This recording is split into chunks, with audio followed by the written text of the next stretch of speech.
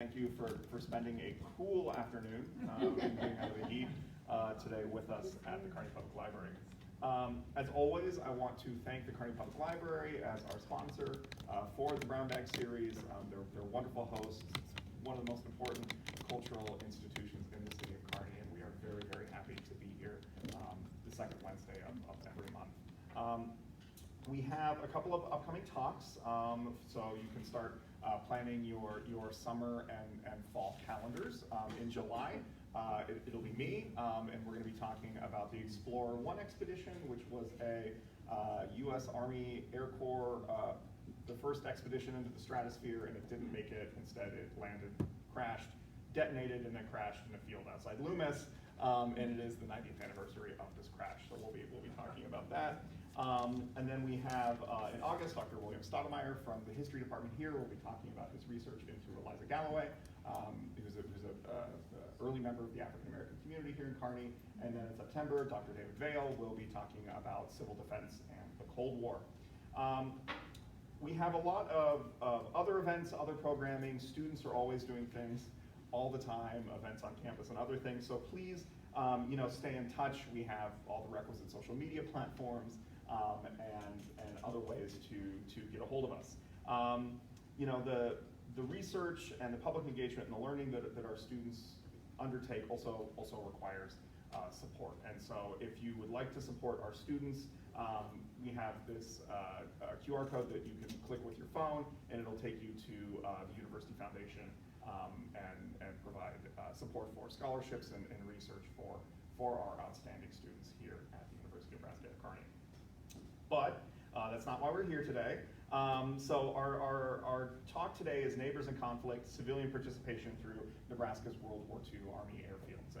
And I'm happy to introduce our speaker who has joined us before, Dr. Amber Alexander, an assistant professor in the History Department.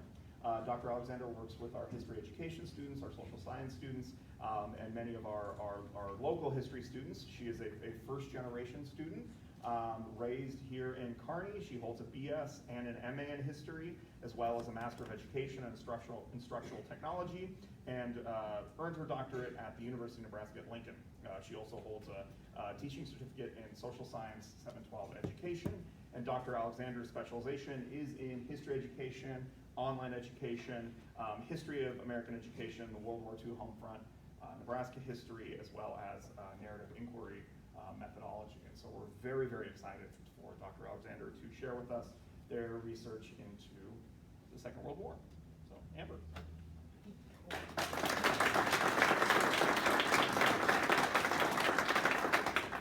Thank you for that introduction. It's great to see so many of you, and I know a lot of you I've talked to in the past about your experiences with your family members at the air bases, and so I hope I will do you justice today. There's a lot to talk about. I'm just going to hit some highlights, but the focus of this talk today is talking about the airfields and the impact on the local communities and the Nebraskans who lived in those communities. So, in 2010, I walked into VFW Hall in Geneva, Nebraska, and I was there to talk to a man about his experience with the Fairmont Army Airfield. I was told I could find him there, and found him alone and sat down and talked to him, and he shared his experience with the federal government taking away his family farm to build the Fairmont Army Airfield. And I was struck at this point over his anger and just the emotion that he expressed nearly 70 years later over this incident that happened when he was just a small child. And he had vivid memories of moving with his family from the farm into town, and his family ended up giving up farming. And for me at this point in my research, this is some older research, but I've done more recent research. I was just at the National Archives continuing some of this research today, but at this point, all I had heard about was this great war, the greatest generation, the good war. Heard these awesome stories about community members engaging with people from the airfields. And so this story threw me for a loop at that point. And one of the stories I'd heard was about this couple here. So there was a romance that happened between this young soldier from Boston who was stationed at the Fairmont Army Airfield and this young rural school teacher. And they had met, and any free time he had while he was at the base, he hitchhiked to her family farm, and they became really close and got married in 1944. And after the war, settled back in Exeter, Nebraska, where he worked in the post office for the rest of his career. And so stories like this really challenged my view of the war and taught me a lot about the memory of World War II and how complex it is. And I think we can look at the relationships of the Army Airfield and the community members to see how complex this war really was. And so for this presentation, I'm going to focus on those relationships. So there's no denying that World War II had an impact here in Nebraska. You don't have to look very far across our landscape, especially the southern part of the state, to see remnants of this, whether it be a chapel in a community that was moved from one of the air bases that's in use today, or runways and what's left of hangars from one of the 12 Army airfields in Nebraska. This map you can see here, we have prisoner of war camps, we have satellite camps, we have 12 Army airfields in Nebraska, and also 3 Army ordnance plants and 1 big naval ammunition depot. So a lot of defense sites here in our state. So when Pearl Harbor was attacked on December 7th, 1941, the U.S. entered into World War II. The U.S. entered into World War II, but before this, the war had already started. And the U.S. had declared neutrality. However, despite this, people prepared. They were fearful of an attack here within the U.S., and Nebraskans were no exception. They established civil defense committees to prepare for a possible enemy attack, as you can see here. They did things like developed evacuation plans or had blackout tests and drills, like in Dundee County as shown here. They also were trained to spot for enemy aircraft. And so here's a little guide I picked up at an antique store in Lincoln, but it shows you what an enemy plane looks like from the ground. So for a few cents, you can be prepared for what might come. More importantly, Nebraskans began to lobby for defense sites within the state. And a tremendous lobbying effort at all levels, including city administrators and congressmen and senators, played a role in this. So before Pearl Harbor, the Nebraska Advertising Commission allocated $50,000 to help persuade industries to help consider the state. And as you can see here, and in 1940, in November, in Forbes magazine, they took out a full-page ad to convince people to look at Nebraska for possible defense sites. They advertised excellent railroad and highway systems, the abundance of natural gas, low taxes, and hard-working, intelligent people. So many Nebraskans sought defense contracts due to the economic advantages that the federal funding would mean. Just prior to this, Nebraska and the nation had come through the Great Depression, and many of the effects were still lingering. New Deal programs such as the Works Progress Administration, the WPA, had sought relief, recovery, and reform, and they provided federal funds to communities within Nebraska to employ Nebraskans to build civic structures and perform other jobs within the state. And many towns in Nebraska had received benefits through the WPA. And they were excited about the continued federal funding and support for defense. And this here is a resolution from the city of Kearney showing the appreciation to the WPA for assistance with the construction of a municipal airport, even before the war. And this here is signed by the mayor, Ivan Matson, and it came with, it's in a folder at the National Archives with a little handwritten note. They were really thankful and appreciative of this support. Citizens in many Nebraska communities played an active role in trying to secure defense contracts or possible defense contracts. At this point, it wasn't even known what was going to happen. But as early as May of '42, many city officials were informed that the federal government would be interested in locating defense sites in cities that were willing to display their eagerness for defense industries, and cities with a proper airport would be more likely to be considered. So a lot of cities started looking into whether or not they wanted to build an airport. Representatives from several cities went to Washington to lobby for defense sites within their towns. In York, a bond issue was passed to purchase land to build an airport between York and Waco, and they even hired an engineer to draw up the blueprints. And as you can see here, this was in summer, July and August of 1942. But this turned out to be a wasted effort. So a few weeks later, in September of '42, surveyors began appearing, not at York, but 20 miles south, near Geneva and Fairmont, Nebraska. And they were evaluating land for a different proposed site. And the communities, all of them, were taken by surprise because no previous negotiations with these communities in Fillmore County had taken place. The editor of the New Teller, a York newspaper, disappointingly said, "York complied with all the suggestions by authorities and received nothing, but in the case of Fairmont, there was no preliminary planning." Responses from Fillmore County residents were mixed. Some were really excited. They looked forward to the business possibilities, and some feared what was to come. The Fillmore Chronicle printed, "The base is located here, regardless of local or adjacent approval or disapproval. We derive some benefit and some additional expense, but the project is demanded for both offense and defense, and it will be Bell.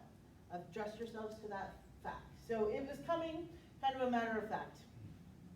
Kearney also pushed for a defense site. So knowing that they were in competition with Grand Island and North Platte for a training site, Kearney voters passed a bond in April of 1941 to build a new airport with federal assistance from the WPA, which was completed in late August of 42. In September of 42, an official announcement declared Kearney had been chosen for an air base. However, after an inspection by the Army Corps of Engineers, it was determined that the newly built runways were insufficient for the needs of the Army, and then a new airfield with new runways would be constructed. This was due in part to the new B-29 Super Fortress bombers that had been a secret until this point. And these planes were much bigger and they required a lot longer and thicker runways. McCook was a little bit different story. Where many communities really wanted defense sites before the war, McCook residents were divided and a lot of them resisted. As you can see here, we have two ads right next to each other in the local daily McCook Daily Gazette. So one is urging people to vote no to an airport and one is urging people to vote yes. And while some people felt the airport was a good investment, others did not feel that the tax burden was worth it. So within a year, however, many who had originally opposed the airport did change their minds, including the head of the local taxpayers league, because they feared missing out on these defense contracts and the funding that would come with that. They began to kind of realize maybe this is a good idea. So the experiences of these communities in lobbying for the defense sites and the disappointment faced even before the sites were built kind of set the stage for what was to come over the duration of the war. So eventually 12 sites in Nebraska were chosen for Army airfields, and these bases served as training facilities for pilots and air crews, fighters, bombers, and even paratroopers. And you can see here they're located up north, Scottsbluff Alliance and Ainsworth. We have McCook down here, Kearney and Grand Island, the trio at Harvard, Bruning, and Fairmont, Lincoln, Scribner, and then Fort Crook is not on this map, but there was one there as well. Most of these bases were developed on rural areas or farm ground near small towns. This land was acquired by condemnation made possible through eminent domain, or the right of the government to take private property to convert it to public use. So we have records for each piece of land. This is the Fairmont Airfield bombing range, but what land was taken, who it was taken from, what they were paid for the land. They were paid. And all these records, I've spent the last 2 weeks digging through all these, and they're really sad. But so in most cases, landowners complied.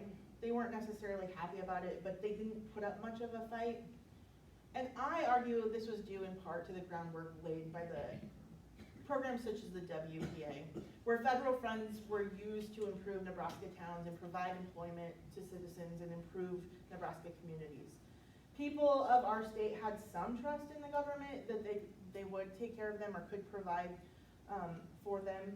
And then there was also this feeling of patriotism. But I guess it's hard for me to believe that you would give up your family farm and livelihood out of a sense of patriotism, but it could have happened.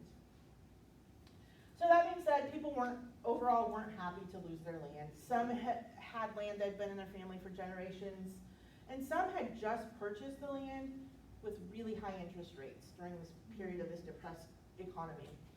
So condemning this land and it really stripped many individuals from being able to make a living. And many people gave up farming at this point. Many people were forced to sell their belongings and equipment at public auction, and you can see these public sale bills in all the newspapers across the state at this time. Also, this was most of these were built in the fall, and so a lot of people had crops still in the field. And if you read through the records, it does say that they're given provisions for the crops, but not nearly enough. In some cases, landowners who lost their land did fight back in court. Landowners, particularly around Harvard and Fairmont, joined forces and filed a lawsuit arguing that they were not paid fair market value for their land, which was often true. Investigations into their cases were half-hearted and took considerable time. In a few cases, they were awarded a few extra dollars per acre, but usually not what they felt they deserved. And in addition, it often took up to 3 years to get the money back for their land, or that they were awarded in court. So I think I want to talk a little bit about property ownership here in Nebraska, as this had always been important, highly valued in Nebraska, especially since the Homestead Act of 1862, when many Nebraska families actually acquired their land, or it's what brought a lot of people to Nebraska. So even if Nebraskans were cash poor, owning their land gave them a respectable status and offered some opportunity. With the Homestead Act of 1862, people were attracted to Nebraska because they could get 160 acres of land if they moved here, lived on the land, and actually improved it and made a living. And this provided tremendous opportunity for people to become landowners and paved the way for citizenship for many individuals. And so for the same government to come in decades later and take this land away was really traumatic for a lot of people. Nevertheless, land was condemned and the air bases were built, and they were built really fast, within 3 months usually. And crews worked day and night to finish these things. And right away, housing became a huge issue. It was in high demand with hundreds of construction laborers, airbase employees, and Army personnel flocking to these sites across the state.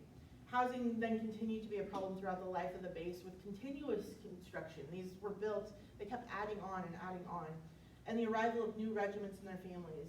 So we have tent camps established, this one's at Harvard. We have trailer camps or trailer parks established in open fields, sometimes on city property like football fields or tennis courts. And residents are urged to rent any open rooms as the need was just really persistent. Rooms were rented in houses, churches, and even businesses. Some rooms were duly rented for the night and day shift of construction workers or base workers. One woman recalled how her bed was often still warm from the prior resident who left for work as she returned home. Some residents moved in with relatives to make room in their homes for others. And sometimes landlords would offer cooked meals for their renters because several of the small towns had no restaurants or they weren't open the hours that they needed when people finished their shifts at the base. And with an increased demand for housing, prices soared. So houses that would have originally only sold for a few $100s were now rented for $40 to $70 per month. Single bedrooms rented for up to $12 per week. The Office of Price Administration, the OPA, opened rent control offices across the state and tried to bring order to this out-of-control inflation. And all housing accommodations had to register with the OPA. Failure to register resulted in imprisonment or fines, and house-to-house surveys were conducted to make sure people were complying with this. This wasn't just kind of set it and forget it kind of thing. They established that rent from dwellings leased after August 1st of 1944 could not exceed the rate charged on March 1st of 1943. If it did, then a refund was to be given to the tenants. The rent on new buildings was subject to the price administrator. The OPA also went further to make each lease month to month, and grounds for eviction were only allowed for failure to pay rent, nuisance, or if the owner desired to make significant improvements or move back into the dwelling. These restrictions reduced rents by as much as 50% in some cases, and several unhappy landlords decided to let their tenants go and close their properties, thus increasing the housing shortage. To help ease the housing shortage, the Federal Housing Administration, or the FHA, named 9 critical housing areas in Nebraska and provided aid to build 2,500 to 3,000 homes and other temporary housing during this time. A builder could secure loans with very little money put down, and many residents were not happy with this. Letters written to the Fillmore Chronicle warned the construction of wartime housing at fantastic cost to be sold or leased to transient tenants or embryo owners is not an attractive investment for private capital and would eventually result in considerable loss to such investors or the federal revenues. So they were really concerned about the economic impact of this. They also argued that the FHA projects only benefited the transients who were not going to stay after the war was over. While they liked to see new houses being built, they wanted people who used them to pay their fair share of the local expenses. They worried that when the temporary housing shortage would eventually decline, residents would be left holding the debt. The Fillmore Chronicle went as far as calling the project a crackpot scheme. They foresaw heavy expenses to local citizens after the war, during the war as well as after the war. Many towns had to establish new sewer systems or updated sewer systems and other types of city resources. The Chronicle warned residents not to buy into the ploy. The extravagance, the downright waste of material and manpower is nothing short of criminal. Even if kept free from graft and dishonesty, look around you. Trust in the Lord, but keep your powder dry. All things come to an end. So kind of foreshadowing this is a temporary issue. Additional options included a program by the Homeowners Loan Corporation for property owners to lease houses or businesses to the government to be converted into living quarters for the war workers and their families. The government paid the owners rent and took over the mortgage for tax payments for 7 years. If the war ended within 7 years, the government would cancel the contract within 30 days notice, and all improvements were just donated to the owners. The housing shortage due to the airfields was severe and lasted during the entire lifespan of the airfields. It also brought direct intervention by the federal government into local communities. And these towns strained to do what they could to aid the war effort, but yet bear these additional costs to the communities. Residents, again, responded with mixed reactions, some hoping to gain rental income, yet others worrying about the long-term consequences. So besides the housing impact, we do see many area businesses benefiting from the airfields across the state. Luella L. said that during the war, anyone who was in business made some money. And so she did things like put jukeboxes in local USOs and cafes. Over 21,000 quarts of milk were ordered from the Fairmont Creamery for the nearby airfield, requiring additional hired help. And the creamery also purchased supplies from local farms, and they were known for paying the highest cash for cream, eggs, and poultry. Another area that boomed, kind of a surprising area, was the furrier business. So many of the wives and sweethearts that came to visit their soldiers in these bases were from the South and not accustomed to the cold winters. And so they couldn't keep up with the demand for fur coats. And businesses adapted to do what they could. Many stores extended their evening shopping hours to accommodate the new arrivals of construction workers, troops, and women who worked at the bases. Restaurants flourished with the arrival of the airfields.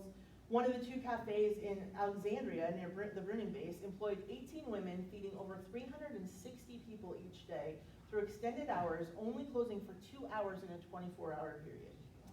They had a bed in the back of the restaurant and just tried to get rest whenever they could.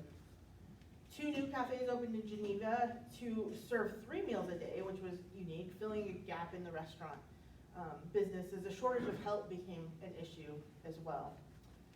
The York City Council voted to award a license to open a 3rd liquor store to meet the demand. But this was met with some resistance as founders of York had worked really hard to outlaw intoxicants long before. In Harvard, businesses of all types flourished. The post office had to hire additional help as the number of boxes rented out more than doubled. With so many new telephone lines being installed and long-distance calls, the telephone company could barely keep up. The Burlington Railroad Station was also overworked and struggled to meet the demand.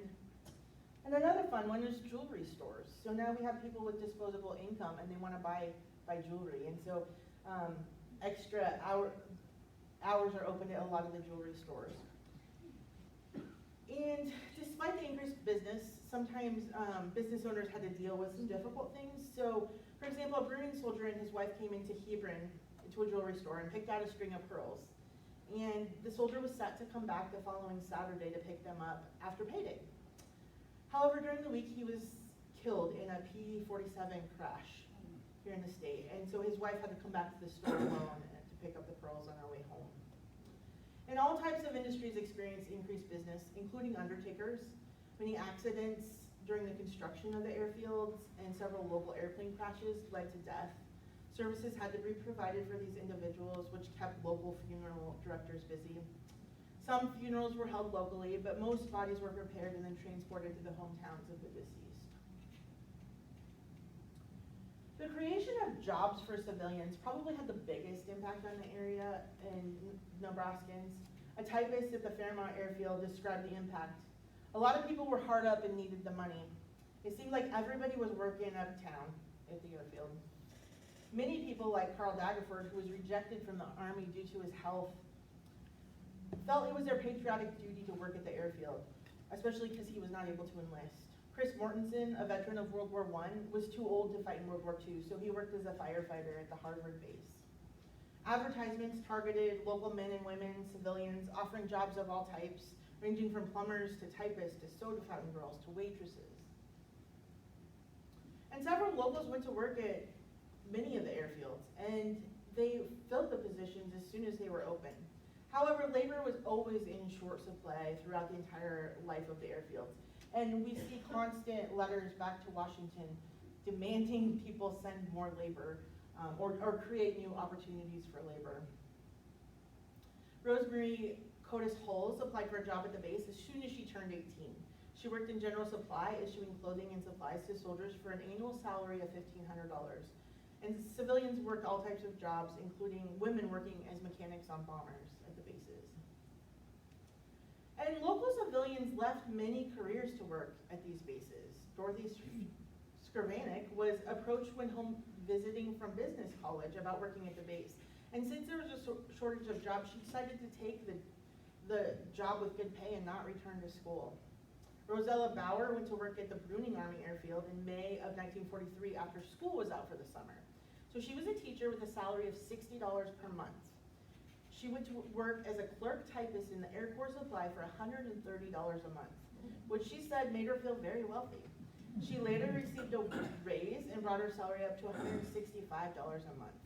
After the base closed, she went to work at Montgomery Wards for only $74 a month. So considerable wages here for people. Courtney Krautsman went to work at the Bruning base because the pay was more than twice the $50 she was making at her previous job.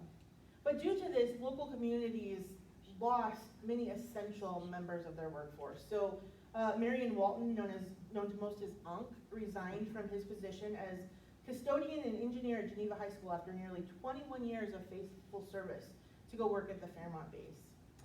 Chester Moyle closed his Fairmont garage to take a position as a welder at the base. Vernon Hungate was a former high school coach at Fairmont who worked at the base in Bruning, and he became the director for the Red Cross.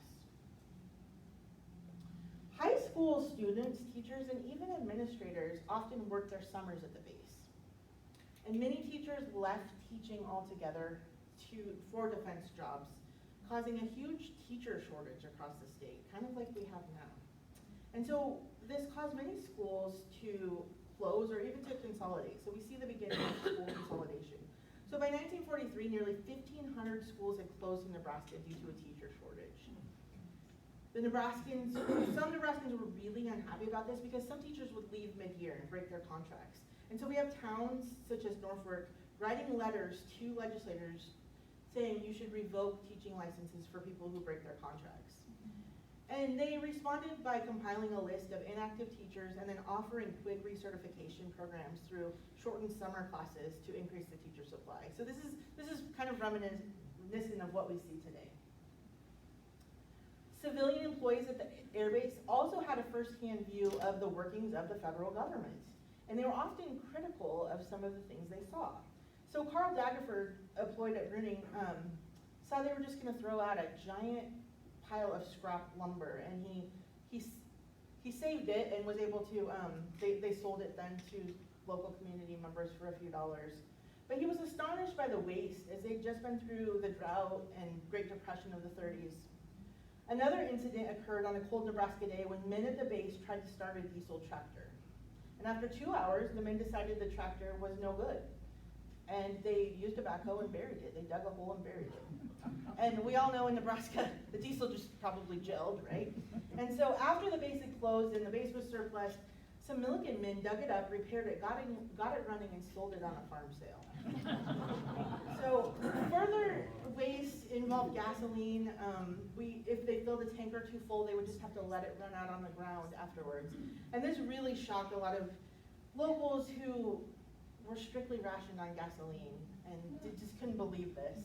And so it caused many people to question the actions of the government, despite their support of the war effort. And here, this is just a note from the Bruning base afterwards, how the land that was taken for, I think this was for the gasoline storage facility, was just useless after the war, and so they destroyed it, and they sell it back to someone for $10. So just tremendous waste, I guess, in the eyes of locals. Farmers did experience a unique economic impact with the arrival of the Airfields. So with so many local men away serving in the armed forces, farm help was scarce, and local farmers really felt this. So soldiers from the Airfields stepped in. The commanding officer at the Fairmont base agreed to give volunteers each a 3-day leave if they could get employers to transport them from the base to their farms. And then other airfields followed suit, allowing their soldiers to go work on farms. And as a result, during the summer of '43, it was estimated that soldiers put in about 3,000 hours of labor in aiding with the harvest. They performed jobs such as cultivating corn, shocking, operating tractors, binders, and combines, and scooping grain. The soldiers, often from cities, were inexperienced, but they were willing to do whatever they could, and often they hoped for a good home-cooked meal out of the deal. So relationships between the airfields and nearby communities were established early. Officers often turned to the community leaders for assistance with boosting soldier morale. And local businessmen usually responded by promising to do all they could for the war effort. So many did this in hopes that their own sons were being treated as well in other parts of the world. So Ed Rock of the American Legion explained this in his pleas for help. Remember, whatever you do for the men at the Fairmont Air Base, someplace is doing for our Fillmore County men. In addition, an article in the Dust Bowl Sandstock, that's the Fairmont Army Airfield newspaper, urged soldiers on the other side to work together with local civilian organizations who were willing to help but didn't know how, as both parties benefited. So there was these constant asks for people to work together, and overall, they were answered. Many neighbors of the air bases took it upon themselves to help the war effort by doing what they could. They invited soldiers into homes for meals or entertainment. Lots of local civic organizations and churches served meals and sponsored events for soldiers as well. And we do get a lot of long-lasting friendships developing out of this, and some people choosing to stay in the state after the war. Maintenance of the United Service Organization clubs across the state had probably the greatest impact on soldier morale. USO clubs became kind of a home away from home for many soldiers. And hostesses, volunteer hostesses, provided advice, planned weddings, provided entertainments, arranged for visitors, and just provided company in times of tribulation. Dances were another way to raise soldier confidence. Several organizations hosted dances, and they had girls that volunteered as hostesses to attend the dances each week, and they were always chaperoned. In addition to dances and dinners, hospitals at some of the airfields, such as Kearney and Fairmont, provided opportunities for civilians to aid the war effort. And numerous civilians were employed at the hospitals, and they also treated civilians. And so we have local babies being born at the hospitals as well. The arrival of African American troops across Nebraska airfields created tension as most communities attempted to maintain segregation during this time. In many cases, separate facilities were established for African American troops, such as separate USO clubs and other recreation sites. In Kearney, we have a pool specifically for African Americans to swim in. And we also get residents of Kearney bitterly protesting the creation of an all-black USO that served alcohol during this time. And however, this was deemed necessary because African Americans were not served in the established bars in the community. African American troops in Hastings faced quotas on the number who could enter the city at the same time, and they faced blatant racism and discrimination. They were also confined to certain streets in certain parts of the city. On several occasions, African Americans were transported to Omaha for recreation, so the idea was just to get them out of here entirely, and so they don't engage with the community. And with the construction and operation of the airfields, Nebraska residents, as excited as they were, also feared the influx of young servicemen and transient workers with no ties to the local communities. And their fears were fueled by these constant headlines in newspapers with these increased instances of crime and misconduct and intoxication that led to disturbances. In one instance, 2 soldiers from the Fairmont Army Airfield attacked the Fillmore County Sheriff, knocking him unconscious and stabbing him before fleeing. The soldiers were identified and court-martialed. Motor vehicle theft was common on or around air bases in Nebraska. The culprits were not always caught, but evidence usually hinted that they had some connection to the air bases. Crime became so prevalent in some areas that in 1943, the military police at the Fairmont Airfield could not keep up with the amount of crime committed. And when the city of York asked for help from the commander at the base, the York mayor and police chief began processing airbase soldiers through the local police system, and so they began charging soldiers for crimes, thus straining local resources. The loosening of sexual morals during this time was a great concern to many. The fear was heightened in Nebraska by the influx of so many young men far from home, and further fueled by incidents seen in the newspapers, such as a baby being dropped off in York at a church by someone in uniform, women being transported across state lines for immoral purposes, and then at times soaring rates of venereal diseases. We see this here in Kearney at certain times.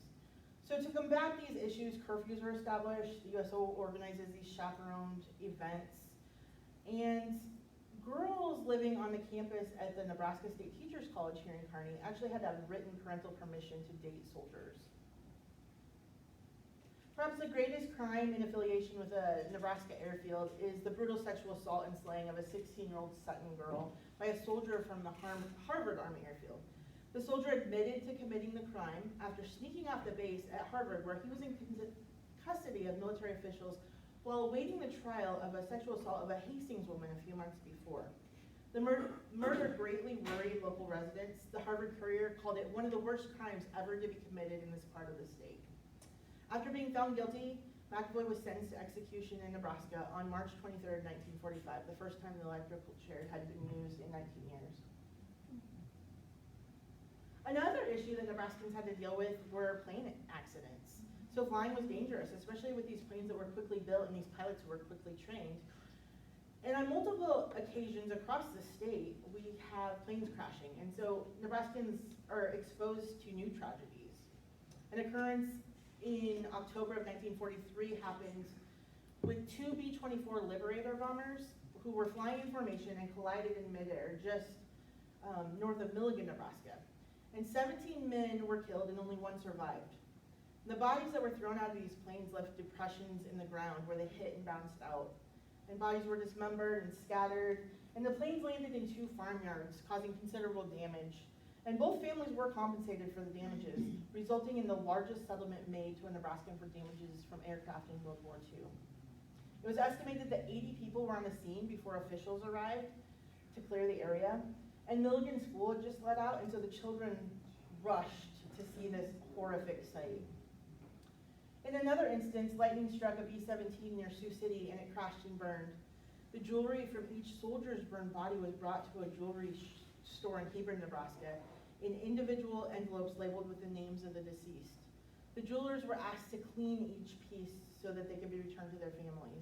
They spent 2 days cleaning burned skin and flesh from the jewelry, crying the entire time, as they'd come to know most of the men who had been stationed at the nearby airbase, and they did not charge for their services.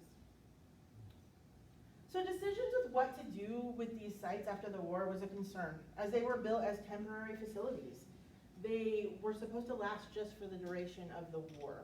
So in some cases, the sites were surplused and sold to cities for nominal amounts, such as $1 or $10. In other cases, they were eventually decommissioned and or sold at auction.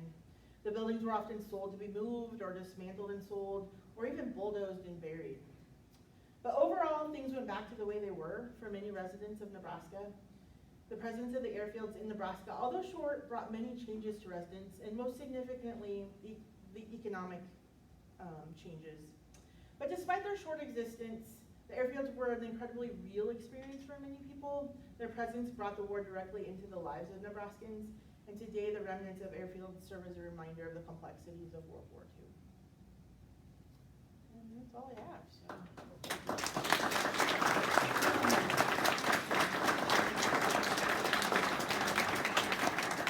Do you have any questions? Yeah. I know that about 4 hours up the road, there was a similar military camp in Colorado that had glider training schools and those sorts of things. I didn't know if there was anything of that ilk here, or if it was primarily, I mean, what types of training or what Sure. types of air And bases each area, each site kind of specialized in their own thing. We had glider training at the Alliance Air Base here, so kind of that way a little bit. Yeah, so each thing, Kearney was more of a processing plant before people left. Not all the bases dealt with training for B-29s. They weren't quite big enough. Paratroopers at some of the bases, so they kind of each had their own. They started, a lot of them started as satellite bases for larger bases, and then eventually became their own airfields. Yeah. My grandparents had a big house by Pioneer Park, and they rented out to the soldiers. I never liked going down their basement, but they had soldiers staying in their basement. I mean, it wasn't a finished basement. They had a shower and a toilet, and I think the room, I don't know, but it wasn't. Yeah, it seems like a lot of people would take a bed wherever they could get it. I mean, we have case, I read one, it was a garage, like a mechanics where they fix cars, and they just put a bunk in the back. I mean, not private, just basically a place to sleep. And a lot of they would work really long shifts, and so they wouldn't be off very long, and so it was just to sleep and shower and turn around and go do it again. And sometimes they would work 7 days a week, so not a lot of downtime. The war was big business. It seems like Nebraska had a yeoman's part of that business with ammunition depots, aircraft building plants, training plants. Why Nebraska? Did we pay somebody off to get all this? No, but we had tremendous people in Washington lobbying for this effort. So George Norris was instrumental in getting a lot of the contracts secured for Nebraska. And I think it was big business. And I just talked about this the other night. We see a lot in Nebraska, but this is duplicated in multiple states across the nation, just showing how massive this war was. I mean, it's an incredibly expensive, I can't even fathom how big this is, because each one of these sites would have had multiple buildings. For example, at the Fairmont Army Airfield, the hospital alone had 40 buildings, just for the hospital. So we're talking like these little cities, and then you multiply that across the state, and then you multiply that by across all the states, and the war effort is so big, the scope of this thing, I think it's just really hard for us to imagine. But yeah, but we did have good help. Yes, Dr. Kine. So to kind of get to this at the end, how have these spaces been repurposed? So like the Sioux Ordnance Depot or the Kearney Airfield, how are communities kind of still using some of the structures or investments that the federal government made Sure. years ago? So lots of different uses. So in some cases, they're just pretty much abandoned and tried to turn back to farm ground. So Bruning is an example of this. You can see like the rubble, but it's just grazing ground for cattle. Kearney, we have the air base, but some of the buildings are moved. So we have apartments here in town. We have a local chapel here in town. In Fairmont, they use the hangars for grain storage. So they've been kept up really well because people want to keep their grain dry. They use parts of the runway for lawn, like a lawn landscaping business, and so they pile their rocks and stuff on this nice concrete. In the Sioux Ordnance Depot, not an airfield, but similar site, we were up there a couple weeks ago visiting, and Adams Transportation Company has bought it, and they're using a lot of the ground, and it works really well. They refurbish some of the buildings, and the railroad runs right through some of them, so they're able to unload their materials, do their thing, and then load them back up. But with these, we also see tremendous contamination. So most of the airfield sites, as well as obviously the ordnance sites, have become EPA Superfund sites, so it would cost millions to clean these things up. So tremendous environmental impact and community impact as well. Yeah. my grandparents, they got a benefit from the soldiers, not just from the American soldiers, but the POW camp. They farmed south of Elwood, and my grandfather, his parents came directly from Germany, so he spoke German. And they had prisoners of war come and help harvest. Yeah, and the prisoner of war camps were huge. There were 3. The biggest near us is Atlanta, Camp Atlanta. And then what they did is they set up all these satellite camps so they could get, the prisoners of war couldn't work, like, they couldn't produce ordnance, for example, because of the Geneva Convention, but they could help with, on the farms.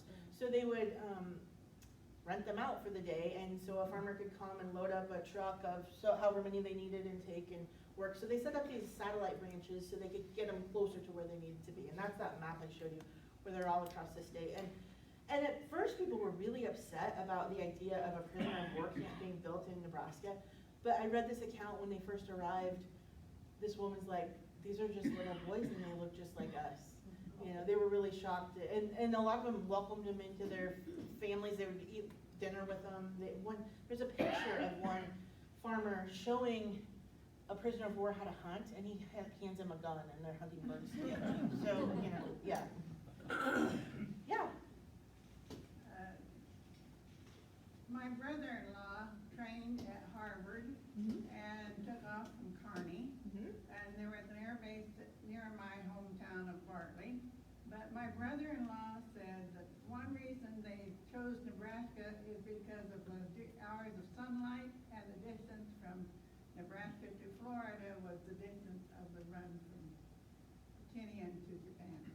Okay, yeah, and just the year-round flying conditions, like you mentioned, the flatland, the railroads played a huge role. I think we underestimate how big.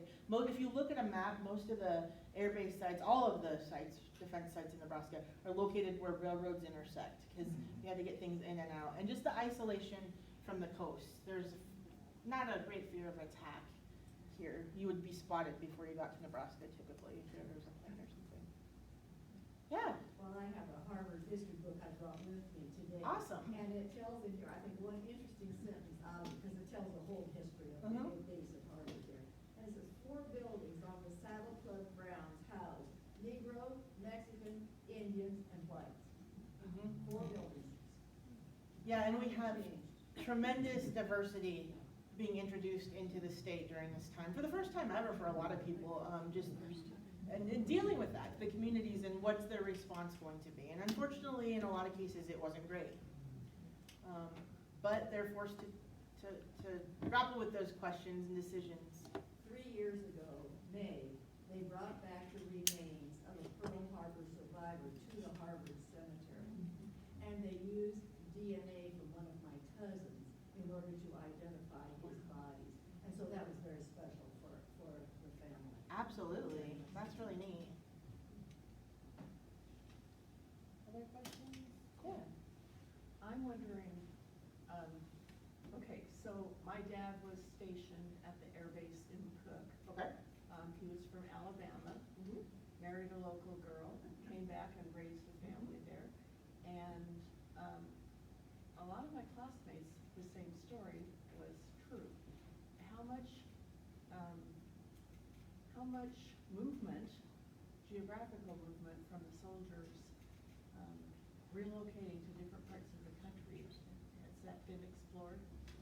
And like this, I know that some of the German POWs, they got back home and then immigrated to come and farm in Nebraska. Yeah, we do see, I haven't seen any numbers on this, but it's persistent in all of the research I find and the stories that I hear about soldiers being stationed in Nebraska and then choosing to return to the area after the war, as well as POWs, prisoners of war.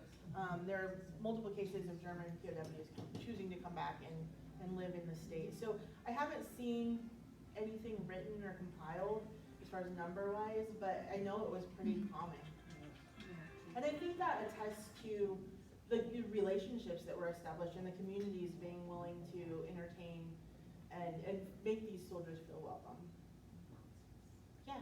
My uncle was from New York, and because he spoke fluent German, he was stationed at Atlanta Mhm. as a guard, as an interpreter. And the German prisoners, he would tell the stories about, they were just so glad that they were there, because what they had left at home was not good. And so they were very congenial and, you know, just was very thankful. And he, being from New York, met a gal from Arapahoe and didn't go back to New York. Yeah, yeah, and that's true, and the prison camps for, I mean, mostly were pretty welcoming places.